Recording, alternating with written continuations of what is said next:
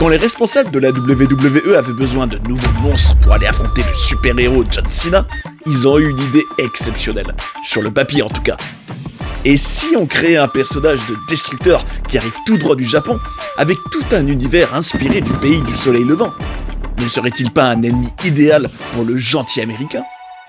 Ce catcheur s'appelait Lord Tensai, mais en réalité, il finira par danser en lingerie féminine dans le ring au bout de quelques mois. C'est un plaisir de vous retrouver sur Johnny Catch pour se plonger ensemble dans une des expériences les plus ratées de l'histoire de la WWE.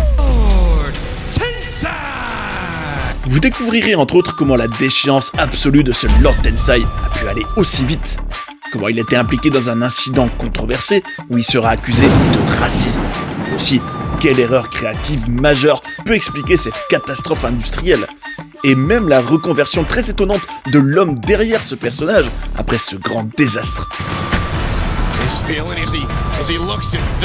Vous êtes bien sur Johnny Catch, l'ascension et la déchéance de Lord Tensai, c'est parti. Tout d'abord, c'est important de savoir qui est l'homme derrière Lord Tensai. Parce que là aussi, c'est quand même assez intéressant de voir son parcours et comment il a atterri dans ce personnage qui, vous allez le voir bientôt, ne lui a pas vraiment réussi. En réalité, c'était Matt Bloom. Alors, ce qui est très remarquable avec lui, c'est qu'il a quand même eu d'autres personnages à d'autres époques de la WWE. Par exemple, pendant l'Attitude Era, vous savez, c'est cette époque glorieuse de la WWE où il y avait plus d'audience que jamais.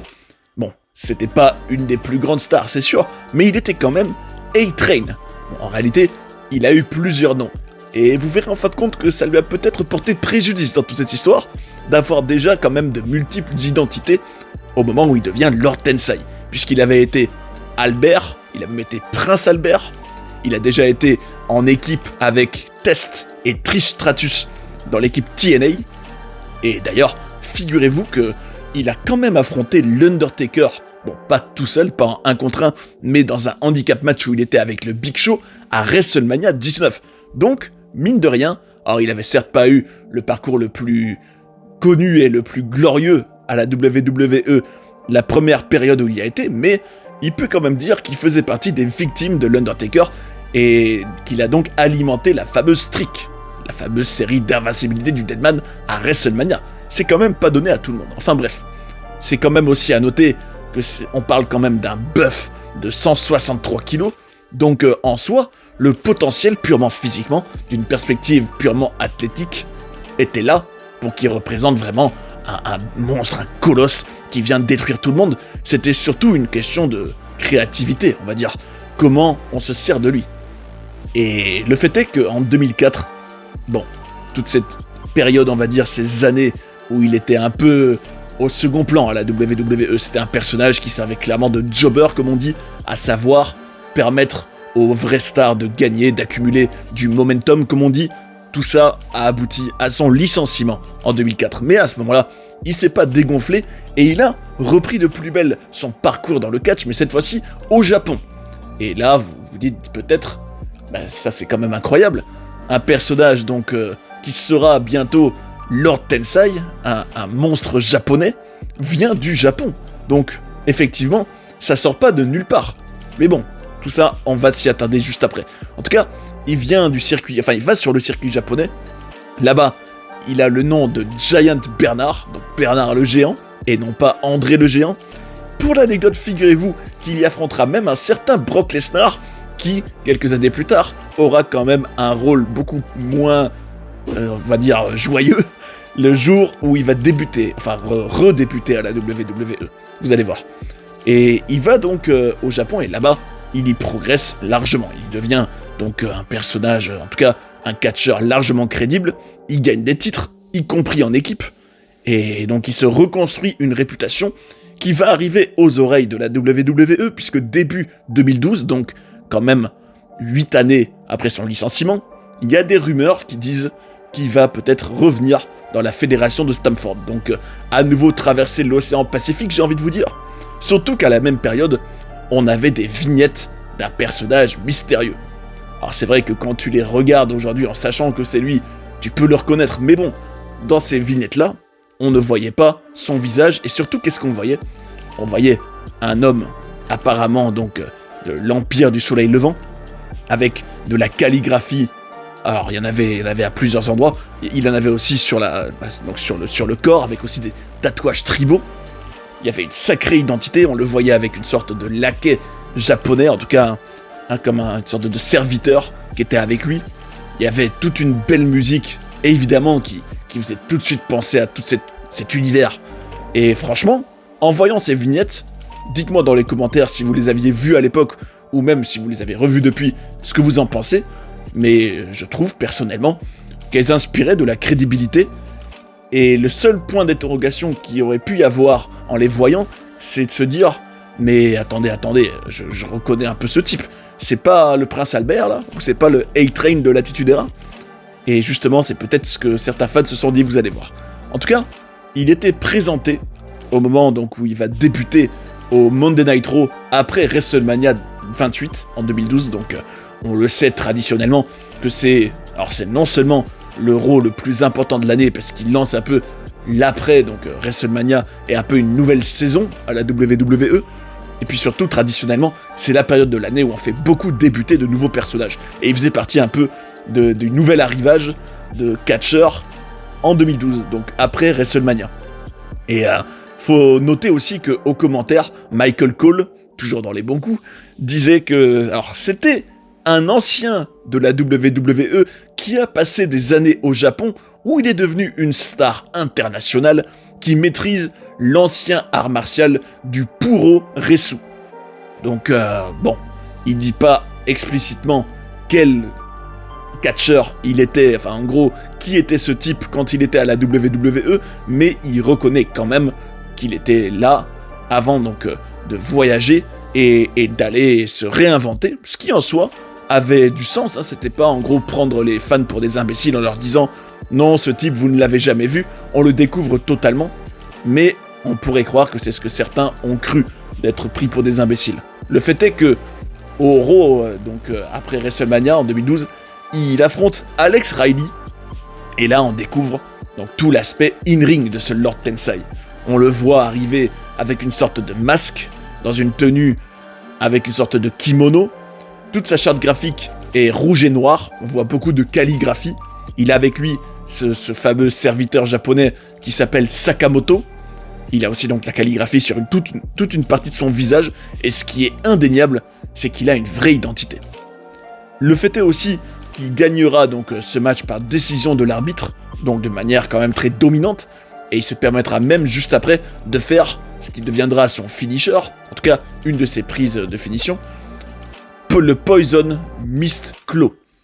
En gros, c'est une prise où, vous avez peut-être déjà vu l'utilisation du mist dans le catch, vous savez, c'est quand des catcheurs parfois crachent un mélange entre fumée et liquide sur leurs rivaux pour les aveugler ou pour même les distraire. Ce qu'a déjà fait par exemple un catcheur comme Shinsuke Nakamura. Ben là, en l'occurrence, il avait du mist, mais c'était pas pour le cracher sur le visage, en tout cas pas tout de suite, de son rival, mais sur la main, pour ensuite s'en servir pour broyer le crâne de l'adversaire. Ce que je trouve quand même malgré tout, c'est qu'il y a un sacré univers, et surtout, il est rapidement booké de manière très crédible, puisqu'il va enchaîner des victoires squash, comme on les appelle, en gros, des victoires expéditives, sans la moindre opposition réelle, puisque par la suite, il battra Yoshi Tatsu. Mais bon, un gros problème qui va se manifester presque tout de suite à partir de ses débuts, c'est que dès donc le début de cette période qui était censée durer un moment, des fans vont chanter Albert dans le public. Des fans vont chanter son ancien nom, son ancienne gimmick, enfin son ancien personnage, ce qui n'est jamais très bon. Mais bon, ça n'a pas tout de suite découragé les officiels de la WWE, puisque à Raw, il va affronter John Cena dans un match Extreme Rules, et, alors tenez-vous bien, il va battre John Cena.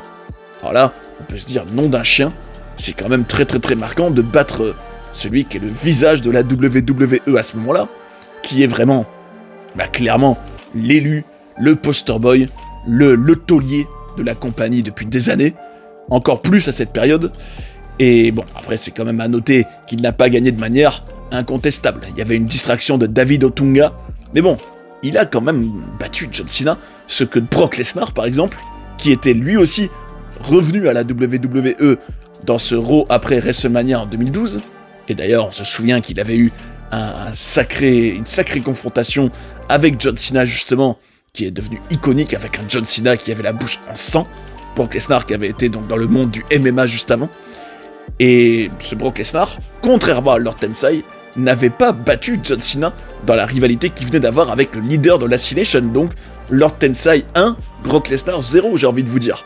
Mais bon, malgré tout, c'était certes peut-être prometteur sur le papier, mais bon, c'était quand même pas une victoire hyper dominante. Et par la suite, justement, il sera une sorte d'homme de main pour le general manager de Raw, John Laurinaitis. Il va même battre CM Punk à un moment, même si, encore une fois, c'était pas de manière incontestable. Mais par contre, le 4 juin 2012 à Raw, cette fois-ci, John Cena le battra. Et là, on a des doux souvenirs qui remontent à la surface. En tout cas, ceux qui se rappellent par exemple de l'ère de la Ruthless Aggression, toute cette époque-là où on avait d'autres Monster Heel, comme on les appelle, ces monstres, les grands méchants, qui étaient censés venir à défier, représenter des menaces contre John Cena, tels que Umaga et le Great Khali. D'ailleurs, si ça vous dit, allez voir sur la chaîne les documentaires que j'avais fait sur eux, qui sont... Alors je trouve que, évidemment, les êtres humains derrière sont passionnants à étudier, mais en plus, leurs parcours sont vraiment méga intéressants. J'ai envie de dire, c'est comme Lord Tensai, mais en bien plus long et bien plus poussé.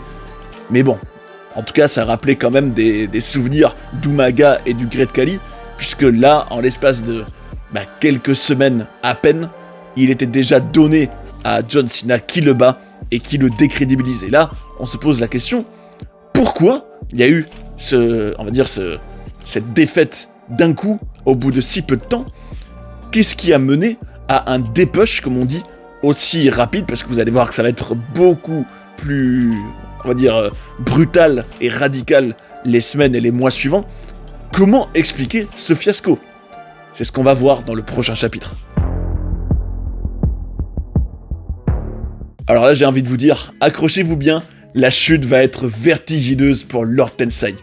Franchement, j'ai pas peur de le dire, c'est peut-être une des déchéances, mais les plus spectaculaires que j'ai jamais vues. Personnellement, dites-moi dans les commentaires si c'est pareil pour vous, à la WWE, tellement ça a été rapide et surtout radical, puisque, alors, à peine il venait de perdre contre John Cena, il s'est mis à enchaîner les défaites.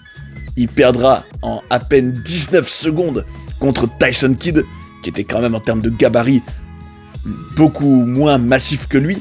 Donc, malgré son physique et malgré ses victoires dominantes, désormais, il était clairement abonné à la défaite. Il ne gagnera pas le match Money in the Bank.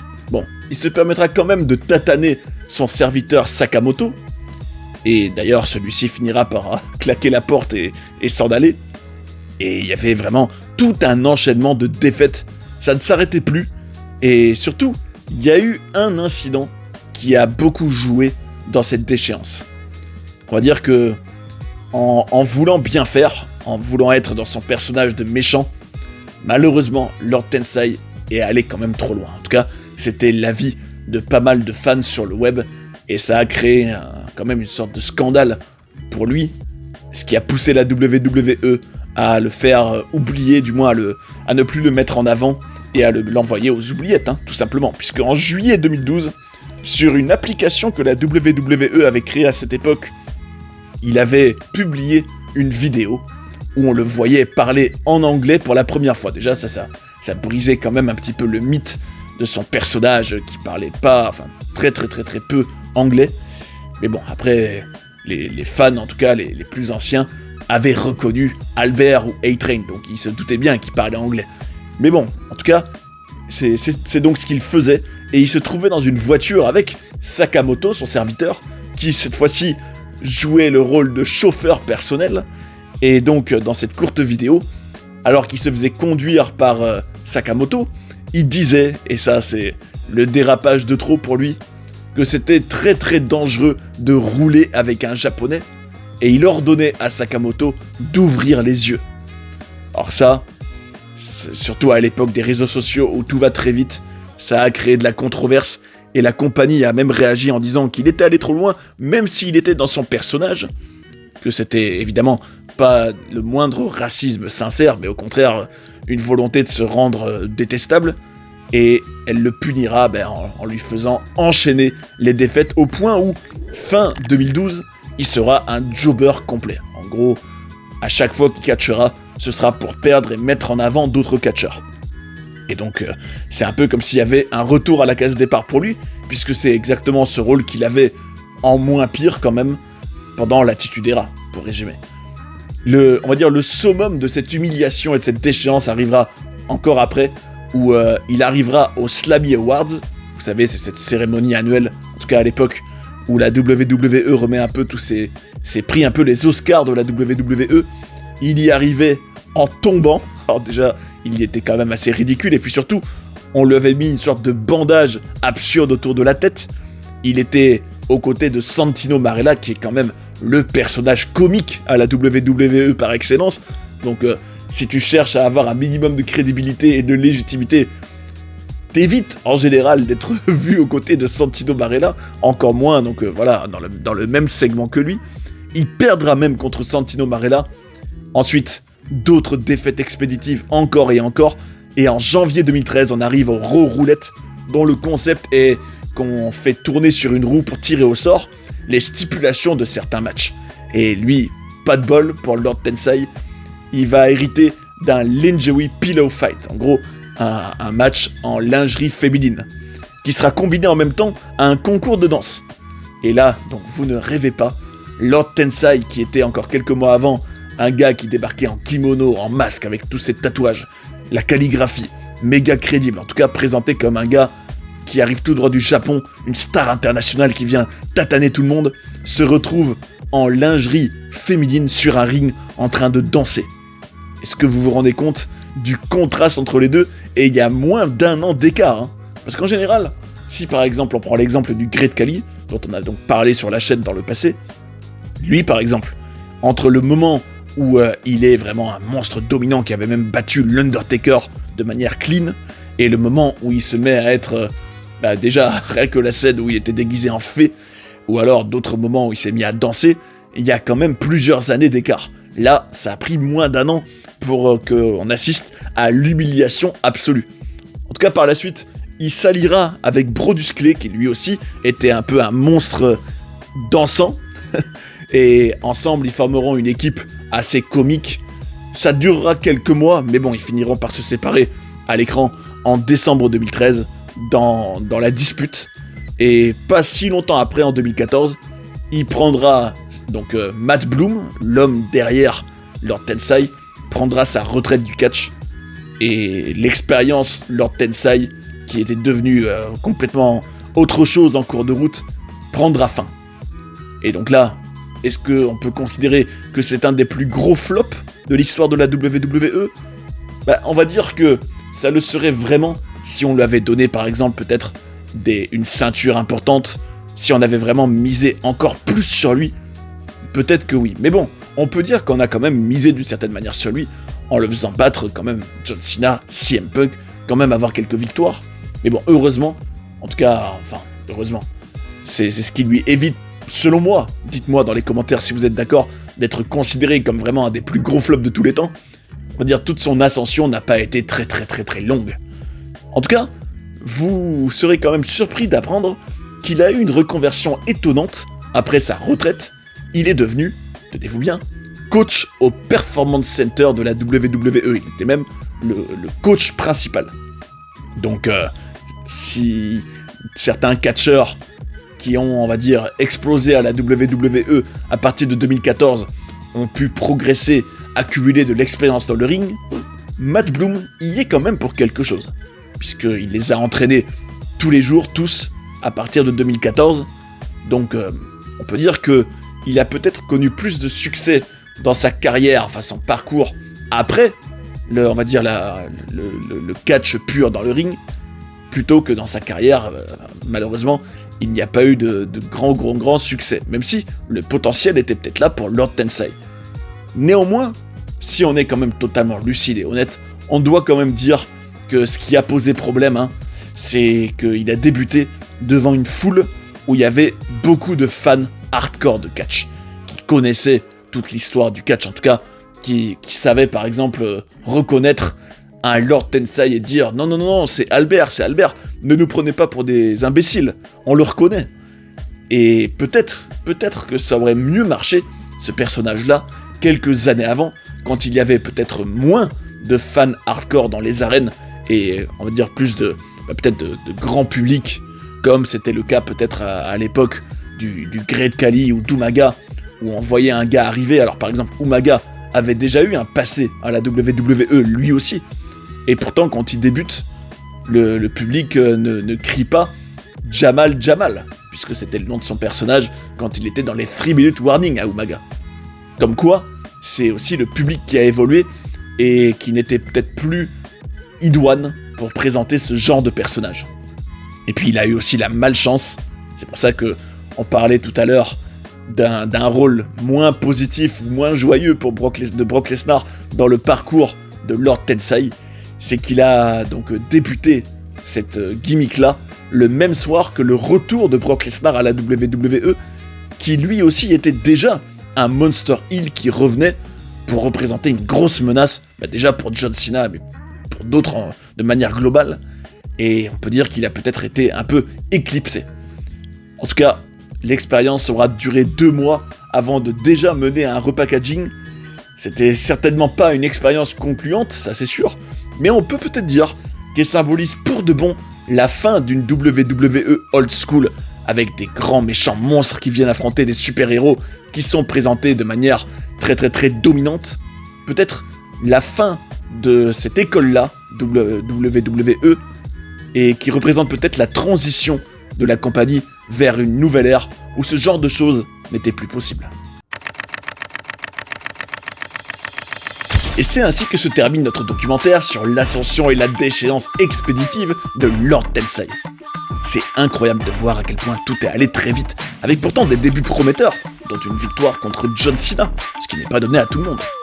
Mais des fans qui l'ont rapidement rejeté et un dérapage controversé l'ont enterré, au point d'être ridiculisé à l'écran. On peut malgré tout trouver ça un peu dommage, car il aurait pu représenter une nouvelle menace crédible pendant plusieurs années dans le roster. J'en viens justement à vous proposer un débat. Selon vous, comment la WWE aurait-elle dû se servir de ce Matt Bloom à partir de son retour dans la compagnie? Est-ce que vous trouvez qu'il aurait mérité un meilleur accueil du public? Venez en parler dans les commentaires. Je suis bien curieux de savoir votre avis.